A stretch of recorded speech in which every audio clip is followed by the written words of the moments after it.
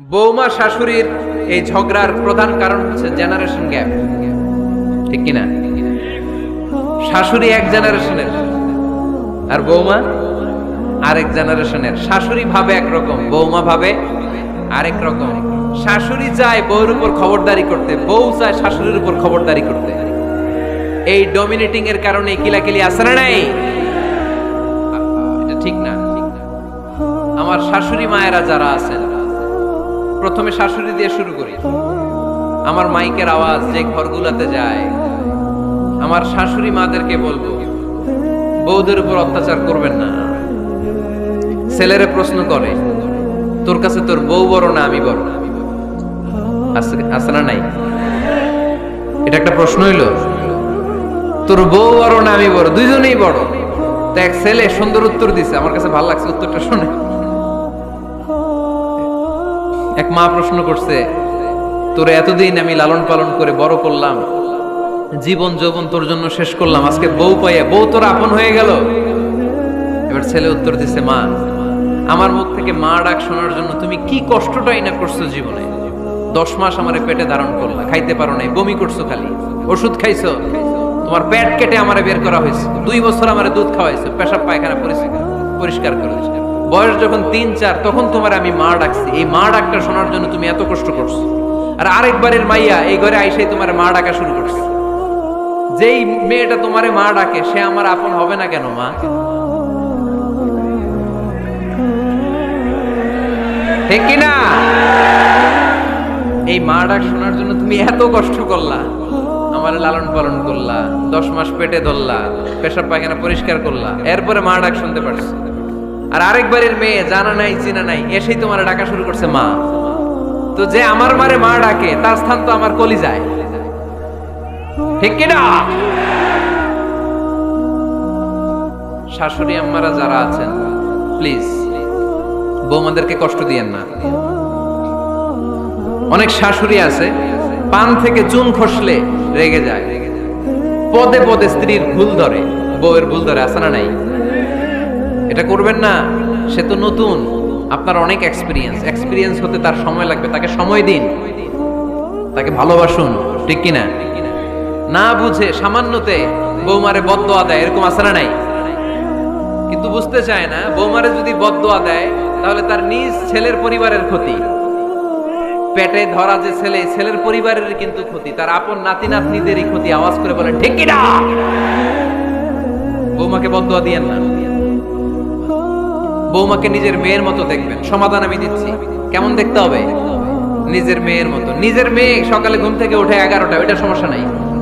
বৌমা কেন উঠলো না, ওইখানেই ঝামেলা, আছে না নাই? মেহেরবানি করে আপনার বৌমাকে আপনার নিজের মেয়ের মতো দেখেন। নিজের মেয়ের যেমনি আদর করেন তাকেও অমনি আদর করেন। আপনার বৌমারে যদি আপনি কষ্ট দেন, মনে রাখবেন আপনার নিজের মেয়েটাও আরেকবারের বউ হয়ে কয়েকদিন পরে যাবে। আপনি যা যা করবেন আপনার মেয়েকেও তারা ওই রকম কষ্ট দিয়ে বাড়িতে ফিরিয়ে দিবে। চিল্লায় বলেন ঠিক কিনা? খবরদার, টিট ফর ট্যাট। ইটটি মারলে পাটকেলটি খেতে হয়। এজন্য শাশুড়ি আম্মা জানারা যারা আছেন, বৌমার সাথে খারাপ আচরণ করবেন না মেহেরবানি করে। তাকে আপনি কষ্ট দিলে আপনার নিজের মেয়েটাও আরেক বাড়ির বৌমা হবে, সেও ওই বাড়িতে এই কষ্টগুলো ভোগ করবে। এগুলো যখন আপনি শুনবেন তখন আপনার চোখ দিয়ে পানি পড়বে কি পড়বে না? পড়বে। এবার আসেন বৌমার কথা বলি। বৌমা যারা আছেন মেহেরবানি করে, বৌমা যারা আছেন মেহেরবানি করে আপনার শাশুড়ি আম্মাকে নিজের মায়ের জায়গায় রাখবেন। আপনার বাড়ি ছেড়ে নতুন বাড়িতে আসছেন, তো এটাই তো আপনার বাড়ি। আপনার মা রেখে দিয়ে নতুন মা পাইছেন, এটাই তো আপনার মা। তো ওনাকে মায়ের জায়গায় বসাতে আপনার সমস্যাটা কোথায়?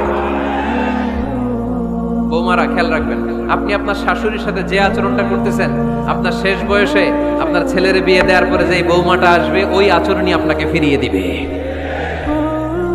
The nature has its own return. প্রকৃতির একটা মাইর আছে, এটা শেষ মাইর, এটা শেষ খেলা। প্রকৃতির খেলা বড় খেলা।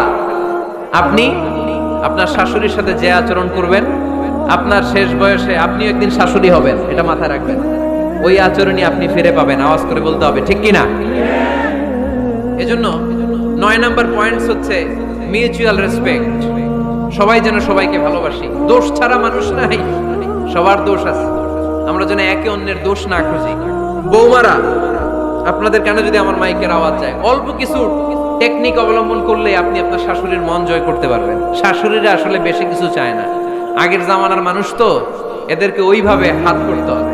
মাঝে মাঝে একটু শাশুড়ির মাথায় তেল দিয়ে দিয়ে, চুলে তেল দিয়ে দিবেন আর কি, মাঝে মাঝে চুল আশ্রয় দিবেন, এগুলো কিন্তু খুব পছন্দ করে শাশুড়িরা।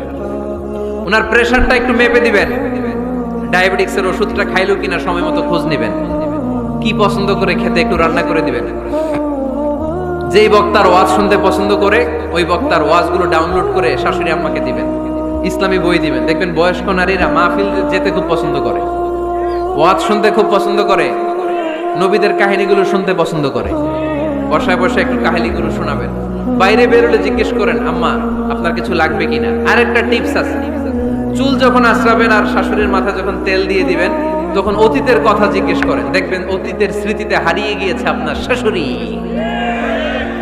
কি জিজ্ঞেস করবেন জানেন? জিজ্ঞেস করবেন, আম্মা জান, মুক্তিযুদ্ধের সময় আপনার বয়স কত ছিল? ওই সময় মুক্তিযুদ্ধের সময় আপনাদের এলাকায় কি কি হয়েছিল মা? আরেকটা প্রশ্ন করবেন, মা বিয়ের সময় আপনি কেমন ছিলেন? ওই দিন দেখবেন বুড়ি আর বুড়ি নাই, জুয়ান হয়ে গেছে। ওই দিন বলবে, মা আমি অনেক সুন্দরী ছিলাম, আমার মাথায় অনেক চুল ছিল, আজকে নাই। আমগো গ্রামে আমার সাথে সুন্দরী মাইয়া ছিল না। অতীতের স্মৃতিতে, স্মৃতি হাতরাতে হাতরাতে তিনি হারিয়ে যাবেন। জিজ্ঞেস করবেন যে, মা শীতকালে আপনাদের দেশে কি পিঠা বানাতেন আপনি যখন ছোট ছিলেন, আপনার বাপ চাচারা কি করত? এগুলো জিজ্ঞেস করলে উনি স্মৃতির পাতা হাতরাতে হাতরাতে চোখ দিয়ে দাঁড় দাঁড় করে ওনার পানি ঝরতে শুরু করবে। আপনার জায়গায়, ওনার হৃদয়ের মনি কোঠায় এমন জায়গায় পৌঁছবে, আপনার ছাড়া উনি কিছুই বুঝবে না। বৌমারা, এই অল্প কিছু টিপস অবলম্বন করে আপনারা আপনাদের শাশুড়ির মনকে জয় করতে পারেন। শাশুড়ি বৌমার দ্বন্দ্ব আমরা চাই না, আমরা চাই শাশুড়ি বৌমাকে নিজের মেয়ের মতো জানো, আর বৌমা শাশুড়িকে আপন মায়ের মতো ভালোবাসুক, ঠিক কিনা? এই মিউচুয়াল রেসপেক্টই পারে শাশুড়ি বৌমার দ্বন্দ্বকে দূর করতে আর ঘরটারে শান্তির টুকরা বানাতে। আওয়াজ করে বলেন ঠিক কিনা? কয়টা গেল? আর আছে কয়টা? দোয়া করবেন একে অপরের জন্য। দোয়া, সাইয়েদনা ইব্রাহিম ফ্যামিলির জন্য দোয়া করতেন, রব্বি জাআলনি মুকিমাস সালাতি ওয়া মিন যুররিয়াতি রব্বানা ওয়া তাকাব্বাল দুআ। ও আল্লাহ, আপনি আমার নামাজ কায়েমকারী বানান, আমার কলিজার টুকরা সন্তান ইসমাইলকেও নামাজ কায়েমকারী বানান। আমার দোয়াটা আপনার দরবারে আপনি কবুল করে নেন। সুবহানাল্লাহ পড়েন। রব্বানা ইন্নী আসকানতু মিন যুররিয়াতি বিওয়াদিন গায়রি যী যার'ইন ইনদা বাইতিকাল মুহাররাম। ও আল্লাহ, আমার সন্তান সন্ততি, আমার ফ্যামিলিকে ধুধু মরুপ্রান্তর এই উপত্যকার মধ্যে তোমার কাবা ঘরের সামনে রেখে গেলাম, তাদেরকে তুমি নামাজ কায়েমকারী বানিয়ে দিও। গোটা বিশ্বের সব মানুষের অন্তর আমার ফ্যামিলির দিকে আল্লাহ তুমি ঝুঁকিয়ে দিও। ওয়ারযুকহুম মিনাস সামারাত, ফলমূল দিয়ে আল্লাহ তুমি তাদেরকে রিজিকের ব্যবস্থা করে দিও।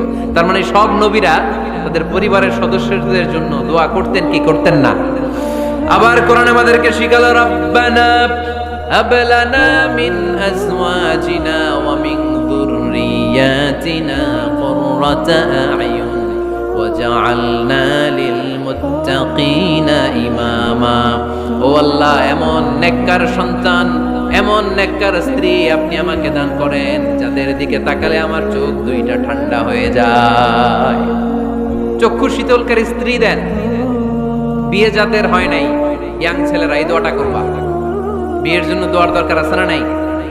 প্রতিদিন এই দোয়া করবা, আল্লাহ এমন স্ত্রী দেন, এমন জীবন সঙ্গিনী আপনি আমাকে দেন, এমন লাইফ পার্টনার দেন যার দিকে তাকালে আমার চোখ জুড়িয়ে যায়। এমন সন্তান আল্লাহ আপনি আমার ফ্যামিলিতে দেন যাদের দিকে তাকালে আমার চোখ দুইটা ঠান্ডা হয়ে যায়। নেককার সন্তান, নেককার স্ত্রী আল্লাহর কাছে দোয়া করে চেয়ে নিতে হয়।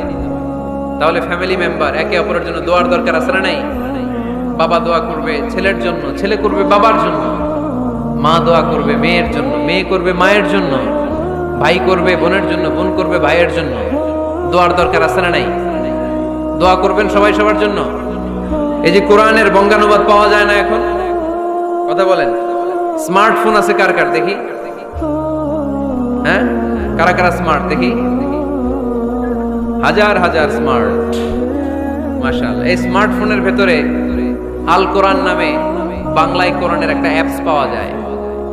কথা বলেন, পাওয়া যায় কি যায় না?